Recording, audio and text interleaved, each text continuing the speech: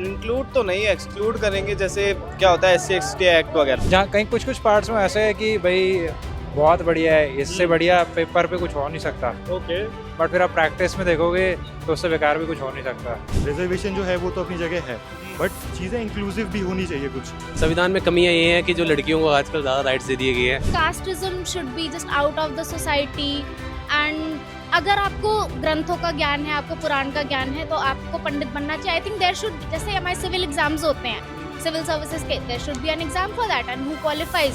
तो कॉन्स्टिट्यूशन को लेके ज़्यादातर यंगस्टर्स के थॉट्स जो है, आइडियाज़ है, बहुत वेग है, खाली ज़्यादा कुछ था नहीं उनके पास शेयर करने को। देखिए 26 जनवरी का दिन है, द होल नेशन सेलिब्रेट्स। आज के दिन रिपब्लिक डे, 77th रिपब्लिक है। आज ही के दिन the constitution of our country came into existence. तो आज निकले हैं जवान युवा पीढ़ी से, आने वाले फ्यूचर रिस्पॉन्सिबल सिटीजन से बात करने, उनसे समझने, जानने, पूछने कि how do they perceive the constitution, what do they know about the constitution, and अगर उनको मौका दिया जाए तो what is that one thing और लॉट्स ऑफ थिंग्स जो वो शायद कॉन्स्टिट्यूशन में, अभी करंट कॉन्स्टिट्यूशन में चेंज करना चाहे। तो बढ़िया जवान लोगों की भीड़ भाड़ वाले इलाके में आ गए हैं। चलिए रिपब्लिक डे की वाइब लेके चलते हैं। Happy Republic Day. चलिए। How do you see, perceive और know the Indian constitution? A lot, I really admire.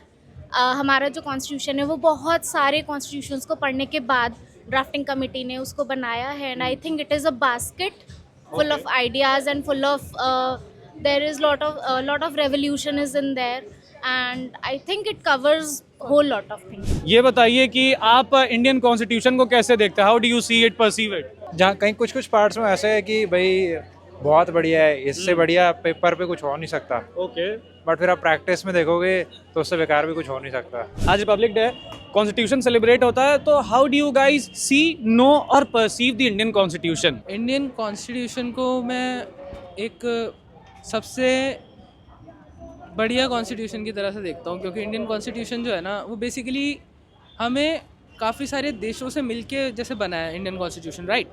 तो उसकी वजह से जो है हमें इंडियन कॉन्स्टिट्यूशन जो है काफ़ी सारी चीज़ें जो है वो हमें काफ़ी सारे देशों से मिक्स होके मिली हैं। ट्रेंड वगैरह होते कॉन्स्टिट्यूशन की खतरे में है एंड ऑल बात हो रही थी, तो सबके अपने ओपिनियंस हैं। कोई कह रहा है फॉलो नहीं हो रही चीज़ें, कोई कह रहा है दबाया जा रहा है, चेंज आए जा रहे हैं, रिफॉर्म्स आ रहे हैं, कहीं ना कहीं ज़रूरी भी हैं रिफॉर्म्स, बट अभी रिसेंटली ऐसे देखने को मिला है कि बहुत ज़्यादा उसे दबाया जा रहा है जो रूल्स पहले से हैं एंड ऐसे। What is that one point, new point that you would like to include in the Indian constitution?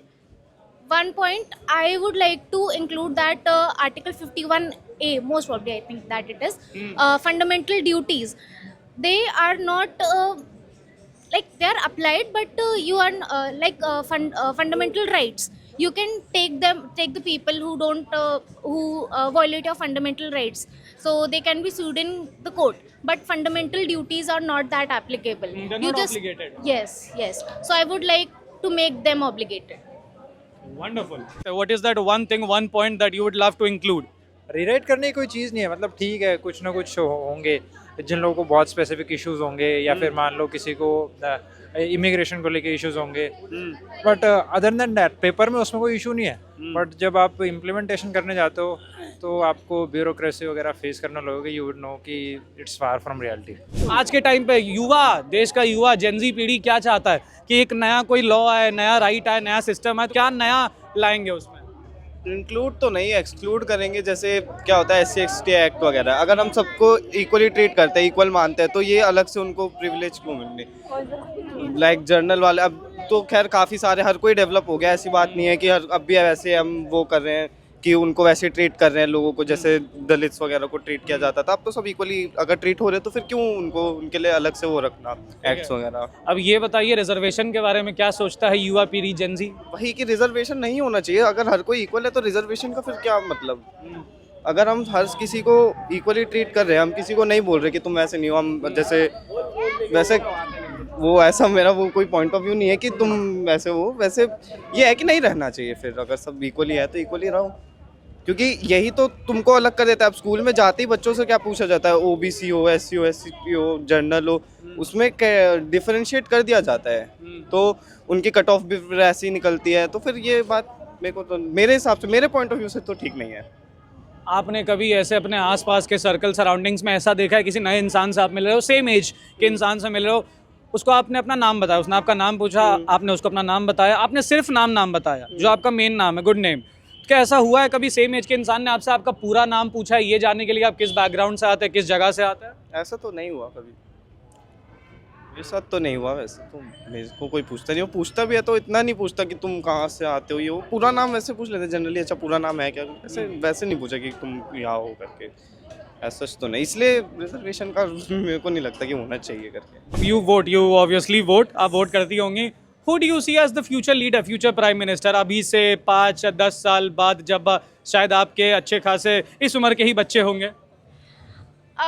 Maybe right now तो I would in Delhi तो I really like Kejriwal, and on center I like Rahul Gandhi because I like his ideology. I am not with BJP or Congress. I truly like his ideology, and Raghav Chaddha is a person who I really admire, that he takes the issues which are actually important for the public, important for the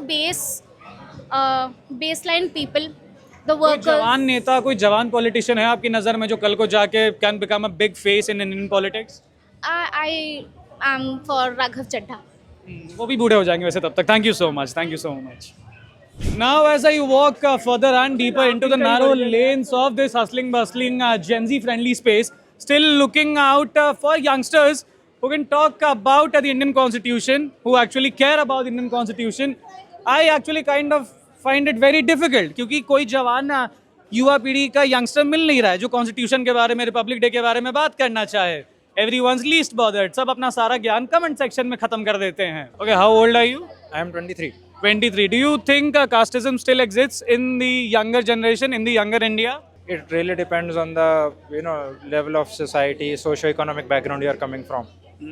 अगर आप बहुत ज़्यादा posh society से आ रहे हो या आप even middle class से भी आ रहे हो, अपर मिडिल क्लास से आ रहे हो, लोअर मिडिल क्लास में भी इवन आई वुड इंक्लूड कि ऐसा बिल्कुल मुंह पे किसी को वैसे कास्ट का नाम बोल के कि ये इसके ऐसे करके तो नहीं करते लोग यूजुअली, बट जैसे गांव में जाओगे तो it still happens, you can see it happening. Caste को लेकर थोड़ा कुछ होना चाहिए कि लोग अपने पिछले बिलीव्स को लेके आगे बढ़ें, अगली जनरेशन जो है वो इंक्लूसिव हो पाए, है ना। कुछ ऐसी चीज़ें आनी चाहिए, जैसे रिजर्वेशन जो है वो तो अपनी जगह है, बट चीज़ें इंक्लूसिव भी होनी चाहिए। कुछ inclusive as in?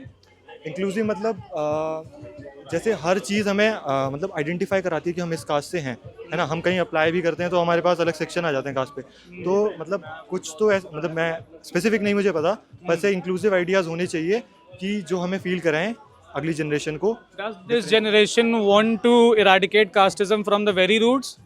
Yes, they do, but I guess वो इतना अवेयर नहीं है फिर भी, है ना। कुछ लोग फिर भी अपने रूट से जुड़े हुए हैं एंड वो उस फेक प्राइड में है कि मतलब हम नहीं बढ़ सकते इससे आगे। Guys, up for a quick chat around Republic Day, Indian Constitution.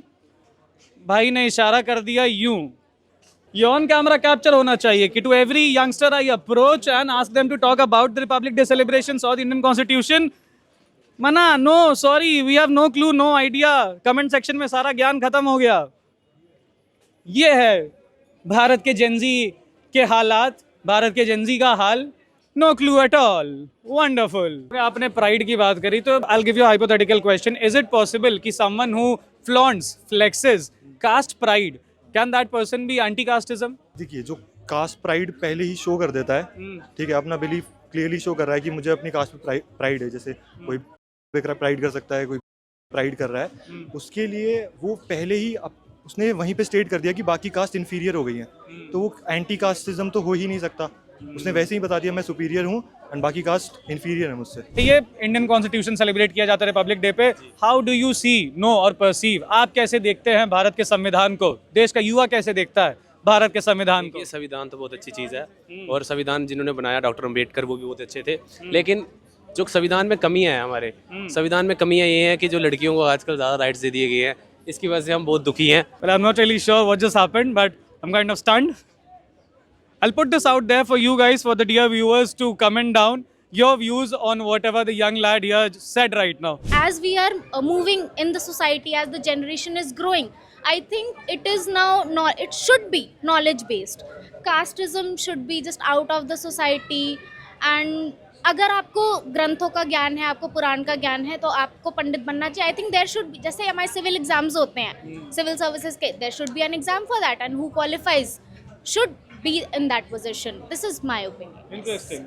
Hook statement मिल गया हुक में डालने के लिए रील की. Now at the end of the day, after spending almost the full day looking for youngsters and figuring out कि how do they see the Indian संविधान, Indian constitution, एक ही प्राइमरी जो है थॉट मेरे दिमाग में अभी चल रहा है, वो ये कि as a youngster myself, as someone who comes from this generation Gen Z, and as an avid social media user, एक चीज़ मैंने देखी कि जितना यंगस्टर्स इंस्टाग्राम पे या फिर इंटरनेट पे रीलों के साथ इंगेज करते हैं, कमेंट सेक्शन में दुनिया भर का ज्ञान देते रहते हैं कि government this, government that, constitution this, constitution that, बहुत सारी आइडियोलॉजीज, उनके थॉट्स, आइडियाज़, सारा कमेंट सेक्शन में चलता है. मगर यहाँ पे on ground when it's 26 of Jain, 77th Republic day, जब मैं बात कर रहा था, बात करने की कोशिश करी, तो कॉन्स्टिट्यूशन को लेके ज़्यादातर यंगस्टर्स के थॉट्स जो है, आइडियाज़ है, बहुत वेग है, खाली, ज़्यादा कुछ था नहीं उनके पास शेयर करने को. बाकी for more such news insights, ground reports, make sure to like, follow and subscribe the Edge Originals. This is Mrinal Kumar signing out with video journalist Abhishek Kohli. बहुत बढ़िया, जाइए जाइए, पार कर जाइए, पार कर जाइए.